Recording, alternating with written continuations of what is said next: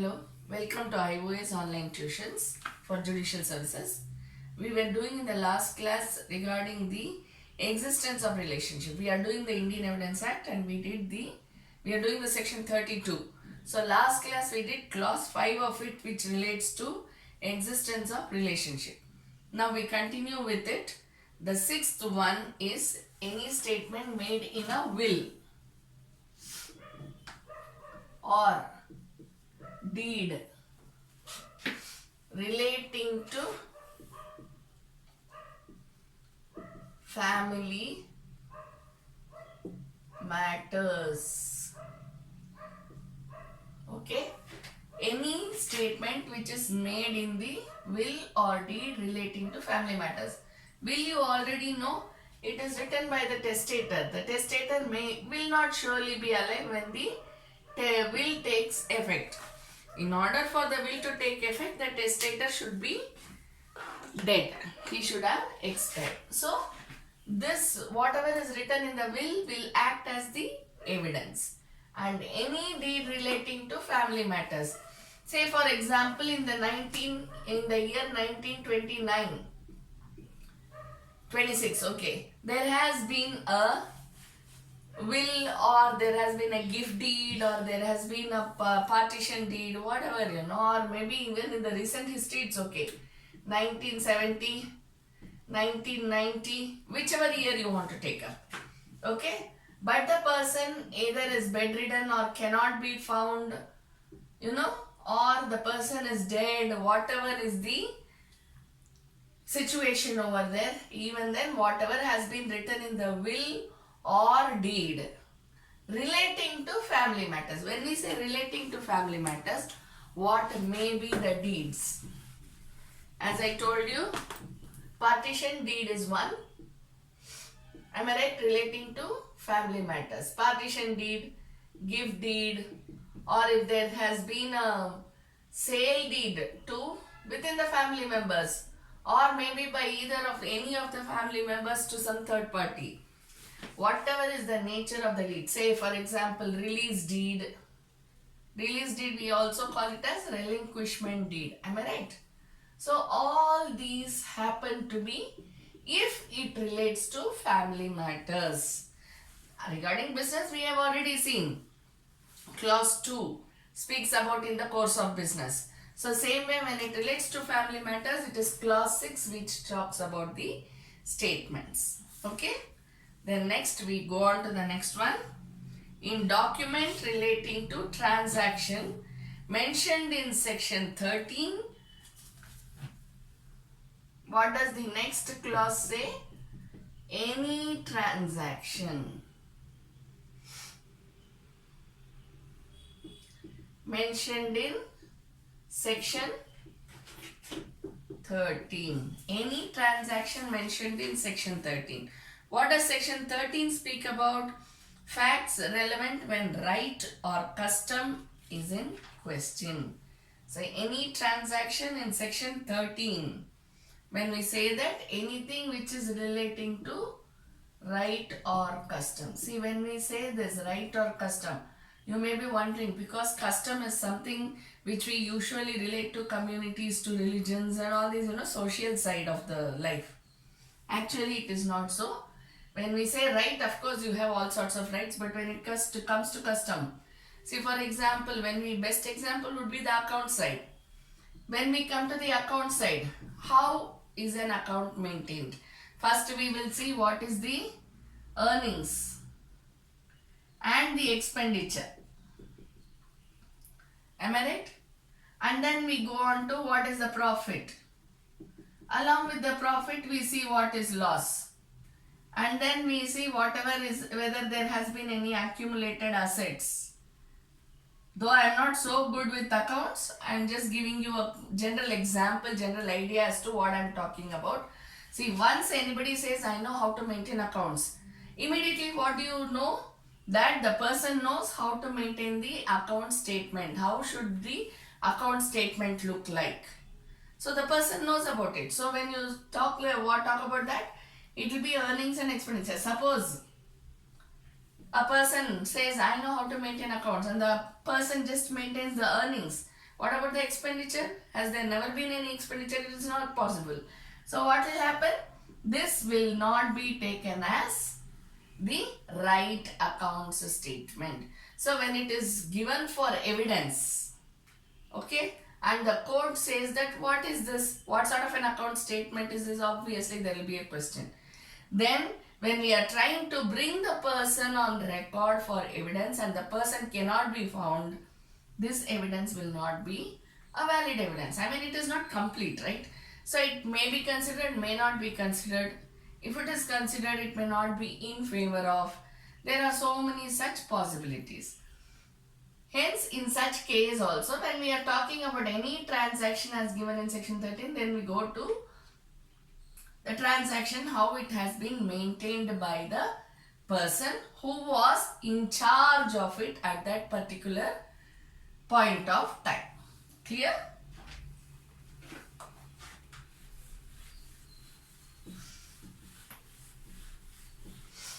Next we go to clause 8. Clause 8 of section 32. Clause 8 speaks about statements made by several persons. Statements made by several persons and expresses feelings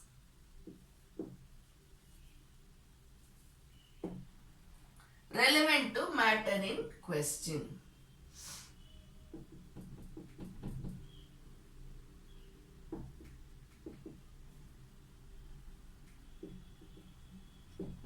When a statement is given by several persons, not just one person or two persons, it is made by several persons and expresses feelings relevant to the matter in question.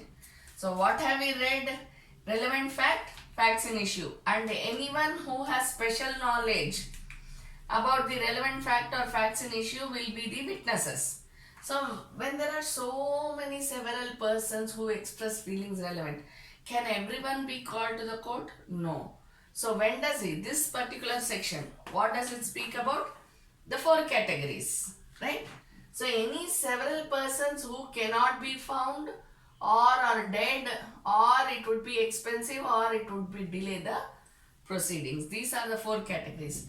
So when there are several persons who express feelings relevant to the matter in question, anybody who has special knowledge of the matter in question, but they should have given the statement before the dispute arose.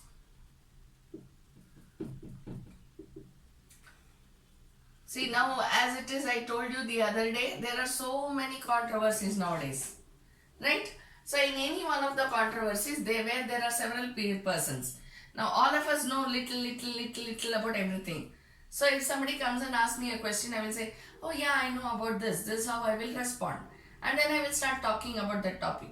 But will I be called upon as an evidence, as a witness?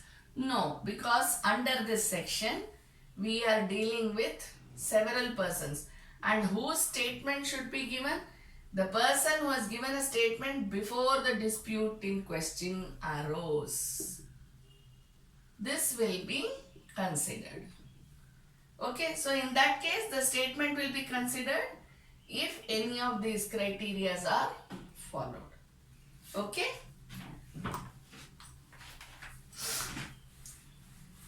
We go to the next section, section 33.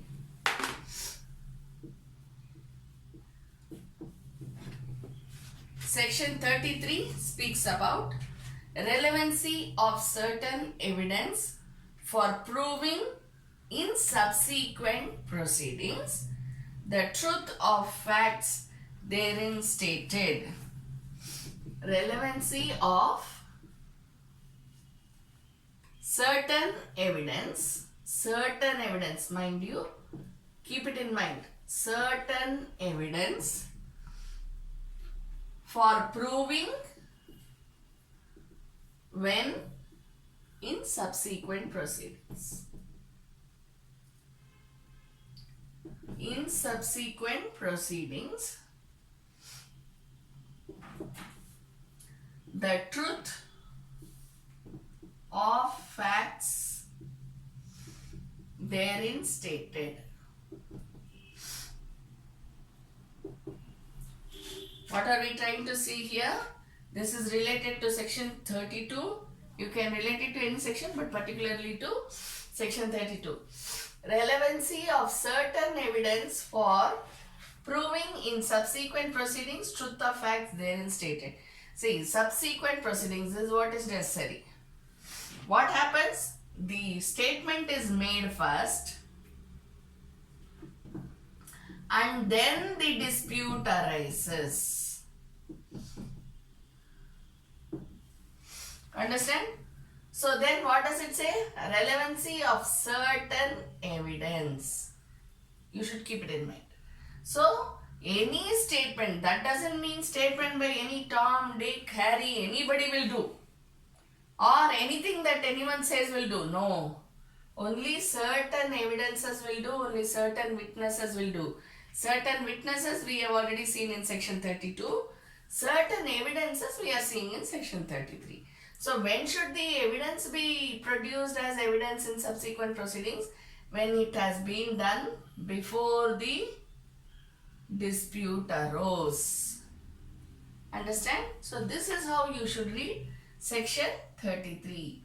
So relevancy of certain evidence for proving in subsequent proceedings the truth of facts therein stated. As I told you, there are so many controversies going on. When we take up all those controversies, okay, so see, there are always two parties and we don't know who is telling the whole truth, or maybe the at least partly truth, 75% of truth. So how do we prove it? We have to prove the truth of facts before the court. How do we prove it? By providing relevant evidence. So how should that relevant evidence be? Relevant evidence should be statement made before the dispute arose. Why? Because we are talking about subsequent proceedings. After the dispute arose, there has been a proceeding. Okay? This is not only with regard to controversy. Say for example, there has already been a partition deed.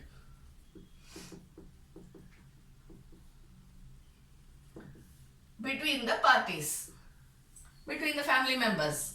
There has already been a partition deed. Say in the year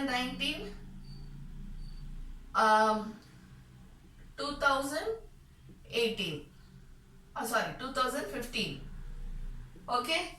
Subsequently in the year 2017, one of the persons files a case against this partition deed, saying that there is a partition deed which is 2015 now, which was executed in 2015, but my name has not been included in it. I am also a co-partner who has rights over the property. Understand? In that case, what will happen? Relevancy of certain evidence for proving truth of facts therein stated. So what will he produce? He will produce the partition deed.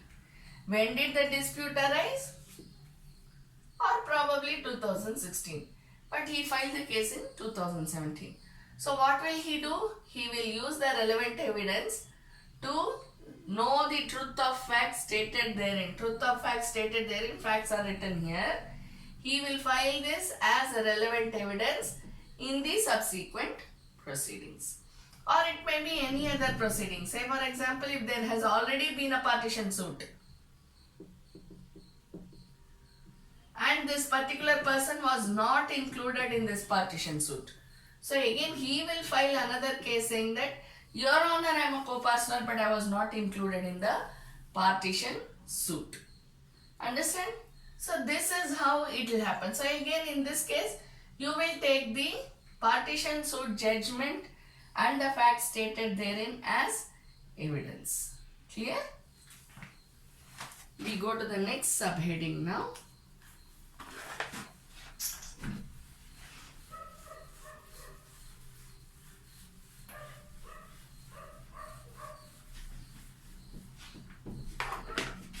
The next subheading Statements made under special circumstances. What are the statements that have been made under special circumstances? Okay. In that we read section 34 first. See, these are all quite easy to understand, but you should know how to apply it in the examination. That's what matters. Okay. So section 34 talks about entries in the books of accounts.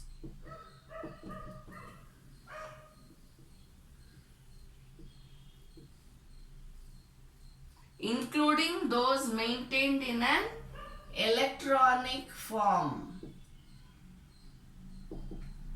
when relevant.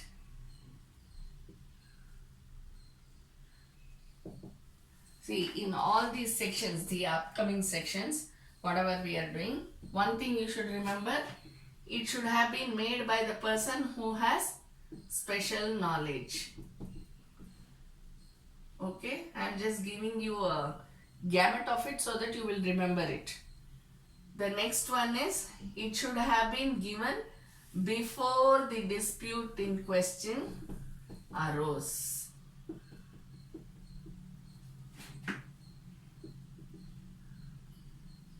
See, these two things you should always keep in mind. You may get bored looking at these two factors always, because I go on harping on the same thing again and again. I have been doing it since a few sections. But this is what you should remember. This is what will help you in your exams. Okay. So when we are talking about this, entries in books of accounts, including electronic form when relevant, when it has been made by a person of special knowledge and it has been done before the dispute in question. Understand? So who will have special knowledge? It is not necessary that that person should have done a PhD or a master's in accounts. That's not what we are talking about. What we say is anyone who is in charge of the maintenance of, not maintenance, making entries and maintaining. See, if it is an accountant who is in charge of making the entries and maintaining the account statements is in the hands of the manager, accounts manager, then you have to accordingly think as to who will produce the evidence, who will come as the witness, who will produce the evidence. Understand? So anyone who is having special knowledge means anyone who is in charge of making the entries and maintaining it. Then anyone who, it is in the performance, in the course of performance of his duty. He should have done it as his duty. I am a lawyer.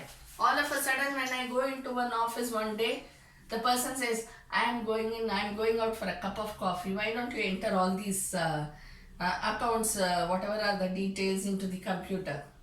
Please help me. Suppose that person is my friend. I say, yeah, it's okay, cool. You go and have your cup of coffee. I will do this. Now, can I be called, I'm sorry, can I be called as a witness there? Or whatever I have entered, can it be taken as an evidence? It can be taken as evidence because the accounts has been written by the person who is in charge, but I am entering it. So that is not of consequence. But if it is proved that I am the one who wrote down the entries as well as entered it into the computer, and whatever is there, actually I am not in charge. I don't have any special knowledge. I have not done it in the course of performance of duty. I don't even know how to maintain accounts. In that case, whatever I have done shall not be taken as valid evidence if it is proved. Okay? But if the other person, whomever I told you, has gone for a cup of coffee, if he or she has written down all the things, I am just entering it as a data entry operator does. If I am just putting it on into the computer, then it would not amount to any problem at all. It would still be valid evidence. Okay, so you have to, while analyzing, you have to keep your minds open. Otherwise, it will be a little difficult for you to come to analyze and come to some conclusion. That's all I would say, okay. So just let your mind be 360 degrees free.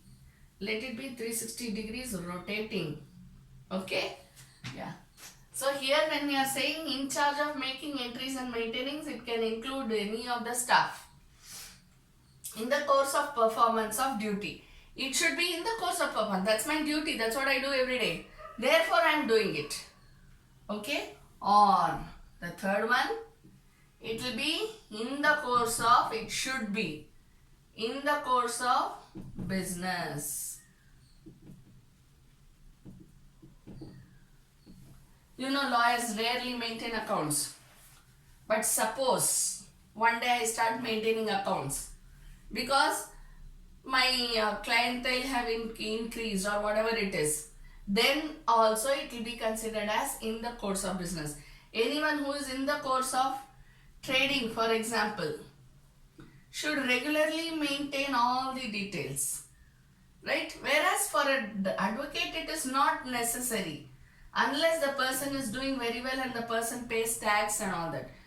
Keeping of accounts is not necessary, but for trading it is compulsory. Understand? So you should know how each one, almost all the businesses, maintaining of accounts is very, very important.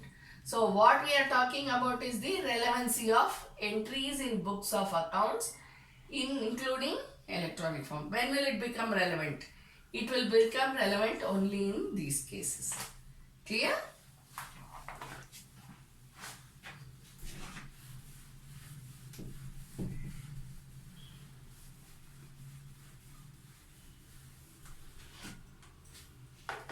See, books of accounts we maintain what is the stocks and all that. But we as advocates don't have to maintain who are all the clients whom we received, how many clients we received. There is no need for all those things, right? So all these facts, what is done is basically for trading and other businesses, commercial activities. Okay. Then next, section 35, relevancy of entry in public record or electronic record in performance of duty. Public record or electronic record.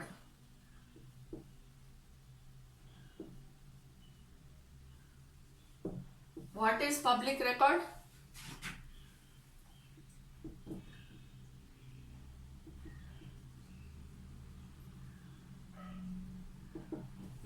Right? Records maintained regarding any activity related to the society. So who maintains public records? It is the governmental departments, the public authorities, right? So all these people, whether it is the municipal corporation, local bodies, any of the local bodies, or you can take up the government itself, anybody. So whoever is in the public duty, they will maintain public record. So public record can either be manual or in electronic form. This is what we read. Am I right?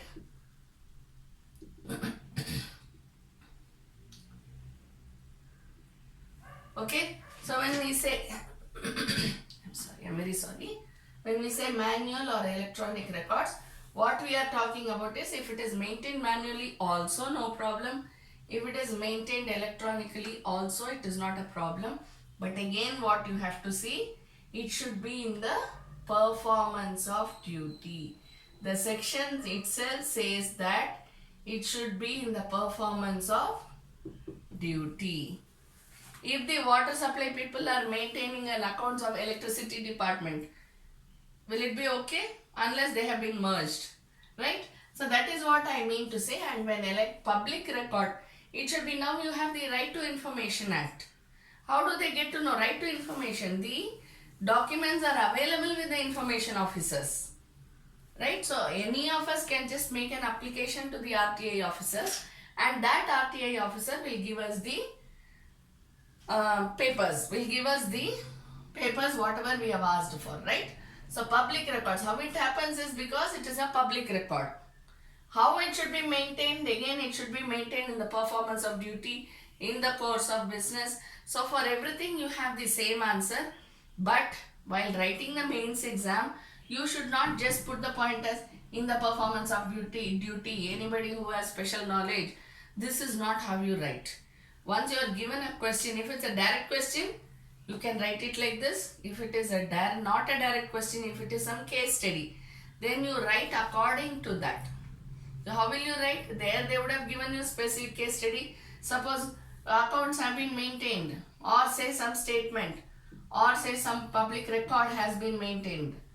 You have to see whether it is maintained by the relevant department, okay, and if it has been maintained by the authority, relevant authority. If it has been put in, that is input has been made by the relevant officer in the performance of this duty. So you write it in such a manner. When they give you a case study, you should read it and write it in such a manner. Don't write anyone who has special knowledge, anyone who does it in performance. Don't give the direct answers over there. Clear? So the way you approach the answer is very, very important. Okay, now we go to the next section.